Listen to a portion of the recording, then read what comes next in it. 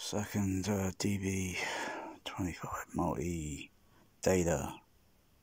So that's Star Trek switching box. This will be simply used for a recreation of Cinerama overhead surround 1969 gamount cinerama screen downtown with UCI Tower Park overhead surround recreation.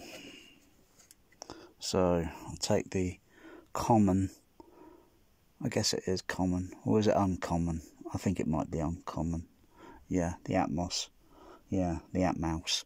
Height 1, 2, 3, and take those outputs, connect them into one of the inputs. Could be, I'll probably use A input, and then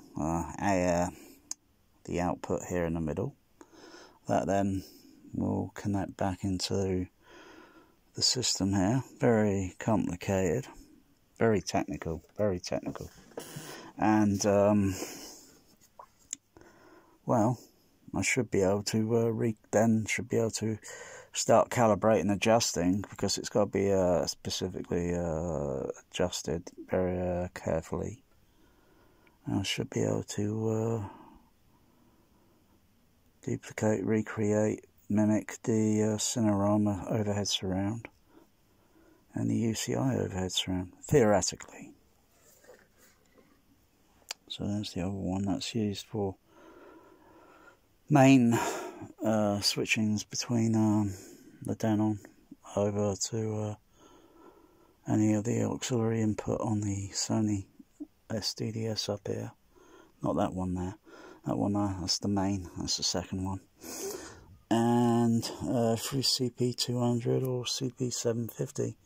Doesn't matter about the DTS, because the DTS is connected in through to the CP750. So it's technical. But well, I'll say this home cinema can do pretty much more than what a Trinov can do.